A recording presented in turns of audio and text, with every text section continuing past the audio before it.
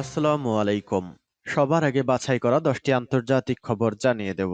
প্রথমেই থাকছে শিরোনাম। তবে তার আগে অনুরোধ থাকবে ভিডিওটিতে একটি লাইক দিবেন। জানিয়ে দিব হাতে থাকা গুরুত্বপূর্ণ আন্তর্জাতিক সংবাদসমূহ। শুরুতেই সংবাদ শিরোনাম। মুসলিমদের অধিকার রক্ষা করতে না পারলে ভারত ভেঙে টুকরো টুকরো হতে পারে, এমনটি মন্তব্য করেছেন সাবেক মার্কিন প্রেসিডেন্ট বারাক ওবামা। এরপর জানিয়ে দেব ইরান হিজবুল্লাহর শক্তিতে বলিয়ান হুতি যোদ্ধারা। জানিয়ে দিব ইরান ইসরায়েল বন্ধু থেকে যেভাবে চরম শত্রুতে পরিণত হলো।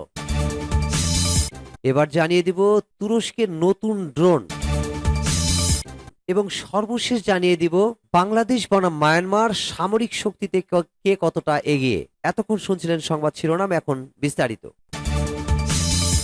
মুসলিমদের অধিকার রক্ষা না করলে ভারত ভেঙে টুকরো হতে পারে, মন্তব্য সাবেক মার্কিন প্রেসিডেন্ট বারাক ওবামার। সাবেক মার্কিন প্রেসিডেন্ট বারাক ওবামা বলেছেন, মুসলিম সংখ্যালঘুদের সম্মান না করা হলে ভারতের ছিন্ন ভিন্ন হয়ে যাওয়ার ঝুঁকি রয়েছে। এ সময় প্রধানমন্ত্রী নরেন্দ্র মোদীর সঙ্গে বৈঠকের সময় তার কাছে বিষয়টি উত্থাপন করলে বর্তমান প্রেসিডেন্ট জো বাইডেনকেও আহ্বান জানান তিনি। সাবেক ডেমোক্রেটিক এই প্রেসিডেন্টের এই মন্তব্যের কয়েক ঘন্টা পর মার্কিন প্রেসিডেন্ট বাইডেন বলেন, তিনি হোয়াইট হাউসে আলোচনার সময় মোদীর সাথে মানবাধিকার এবং অন্যান্য গণতান্ত্রিক মূল্যবোধ নিয়ে আলোচনা করেছেন। এ সময় মোদীও পাশে দাঁড়িয়েছিলেন। যৌথ সংবাদ সম্মেলনে বাইডেন আরো বলেন, ভারতের প্রধানমন্ত্রী নরেন্দ্র মোদীর সাথে বৈঠকে গণতান্ত্রিক মূল্যবোধ নিয়ে আলোচনা হয়েছে। বাইডেন বলেন, যুক্তরাষ্ট্র ও ভারতের ডিএনএ এর মধ্যে গণতন্ত্র রয়েছে। তিনি ভারতের গণতান্ত্রিক মূল্যবোধের প্রশংসা করেন, কিন্তু নরেন্দ্র মোদীর সরকার এর আমলে ভিন্ন মতাবলম্বী ও ধর্মীয় সংখ্যালঘুদের উপর দমন পীড়নের বিষয়ে মানবাধিকার সংস্থাগুলো যেসব অভিযোগ তুলেছে সেটি নিয়েও প্রেসিডেন্ট বাইডেনের কে প্রশ্ন করা হয়।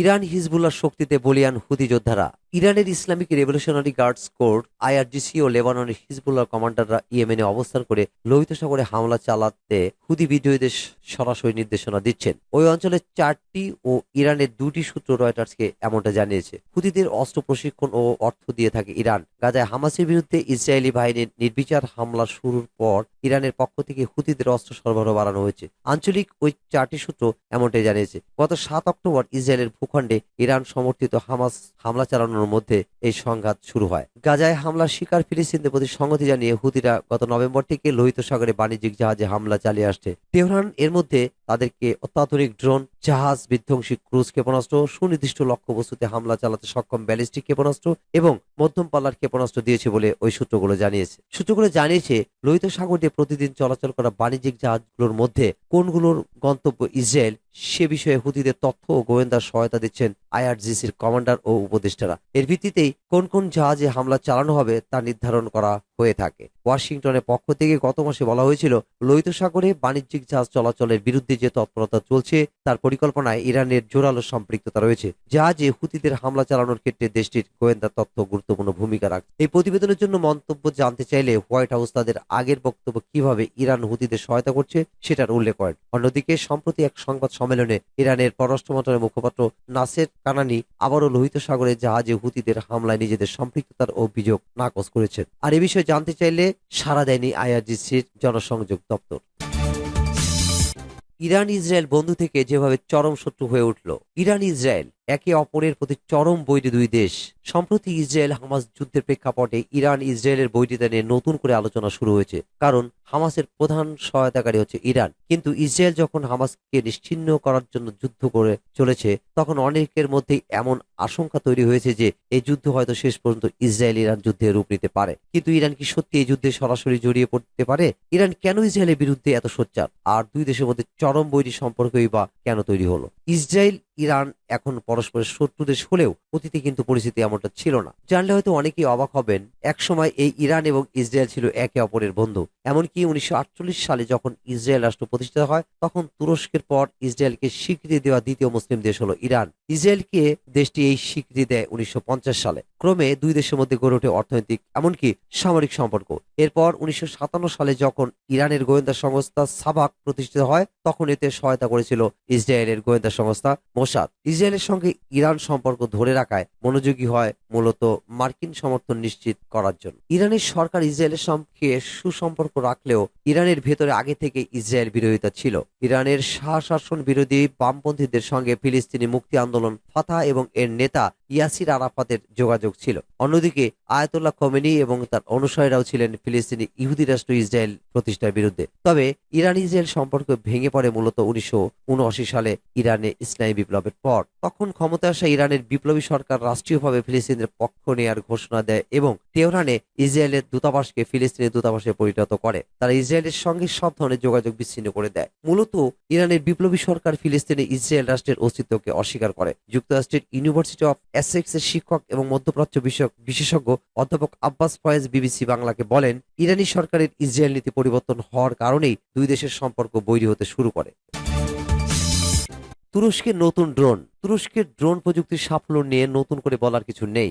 বায়ারাক্তার TB2 এবং TAIN কে ড্রোনে বেশ সাফল্যের পর তুরস্ক আরো শক্তিশালী ড্রোন নির্মাণে হাত দেয়। তুরস্কের নতুন দুটি বিশাল আকৃতির ড্রোন হচ্ছে বায়ারাক্তারের নির্মিত আকিনচি এবং টার্কিশ অ্যারোস্পেস ইন্ডাস্ট্রিজ তৈরি আকসুঙ্গারা। তুরস্কের ড্রোন নির্মাণ করে দুটি প্রতিষ্ঠান, এগুলো হলো বায়ারাক্তার এবং টার্কিশ অ্যারোস্পেস ইন্ডাস্ট্রিজ। বায়ারাক্তার এর আগে TB2 ড্রোনের সাফল্যের পর বর্তমান দানবীর আকৃতির আকিনচি ড্রোন তৈরি করেছে। এদিকে টার্কিশ অ্যারোস্পেস ইন্ডাস্ট্রিও অতীতে তাই আঙ্কা ড্রোনের সাফল্যের পর বিশাল আকৃতির আকসুঙ্গার ড্রোনটি নির্মাণ করেছে। এখানে বলে রাখা ভালো, টার্কিশ অ্যারোস্পেস ইন্ডাস্ট্রিজ হচ্ছে তুরস্কের সব থেকে বড় অস্ত্র নির্মাতা প্রতিষ্ঠান। এটি তুরস্কের সামরিক বাহিনীর মালিকানাধীন প্রতিষ্ঠান। তুরস্কের বিমান বাহিনীর প্রধান ফাইটার F-16 বিমানটি নির্মাণ করে এ প্রতিষ্ঠান। F-16 ছাড়াও টাইহুরকুস বিমান নির্মাণ করেছে প্রতিষ্ঠানটি। এমনকি তুরস্কের পঞ্চম প্রজন্মের স্টিলথ ফাইটার TFX নির্মাণেও প্রজেক্টটি প্রতিষ্ঠানের হাতেই। এছাড়াও এখানে তুরস্ক এবং পাকিস্তানের অ্যাটার হেলিকপ্টার TAIT-129 নির্মাণ করা হয়। বিমান এবং হেলিকপ্টার ছাড়াও প্রায় ডজন খানেক মডেলের ড্রোন নির্মাণ করে প্রতিষ্ঠানটি, যার একটি হচ্ছে এই থাই আকসুঙ্গার। তুর্কি ভাষায় আকসুঙ্গার বলতে এক ধরনের শিকারী বাজ পাখিকে বোঝায়। তুরস্কের নতুন এই ড্রোন বাজ পাখির মতোই স্প্রিং এবং আক্রমণাত্মক হবে এমনটাই বোঝাতেই এ নাম দেওয়া হয়েছে। 1.5 বছরের অক্লান্ত পরিশ্রমের পর এটা আকাশে উড়ে এরপর 1 বছরে 60 থেকে 70 বার স্টেপ ফ্লাইট সম্পন্ন করে। বর্তমানে এটা আন্ডার ডেভেলপমেন্ট বা পরীক্ষা নিরীক্ষার পর্যায়ে আছে। বাংলাদেশ ও মায়ানমারের সামরিক শক্তি। দক্ষিণ এশিয়ার এই দুই উত্তেজনাপূর্ণ দেশ হচ্ছে মায়ানমার এবং বাংলাদেশ। রোহিঙ্গা সংকট এবং বঙ্গোপসাগরের জলসীমার মালিকানা নিয়ে চাপা উত্তেজনা বিরাজ করছে দুই দেশের মধ্যে। আর এই আঞ্চলিক রাজনীতিতে আমেরিকা, রাশিয়া এবং চীনের মতো পরাশক্তি দেশগুলো জড়িয়ে যাচ্ছে। যদিও এখন পর্যন্ত দুই দেশের মধ্যে আনুষ্ঠানিক কোনো সংঘাত হয়নি, তবে দুই দেশ পরস্পরের বিরুদ্ধে লড়াইয়ের জন্য সামরিক শক্তি বাড়াচ্ছে, এটা নিশ্চিতভাবে বলা যায়। প্রশ্ন হলো, সামরিক এবং কৌশলগত দিক দিয়ে কোন দেশ কি অবস্থানে রয়েছে? সামরিক শক্তির তুলনায় যাওয়ার আগে ভৌগোলিক গুরুত্ব সহ অন্যান্য বিষয়গুলো দেখে নেওয়া যাক। বাংলাদেশের অবস্থান দক্ষিণ এশিয়ার সব থেকে গুরুত্বপূর্ণ অংশে, বিশেষ করে চীন এবং ভারতের মতো দুই পারমাণবিক শক্তিধর দেশের পাশেই। একই অবস্থা মায়ানমারের জন্য।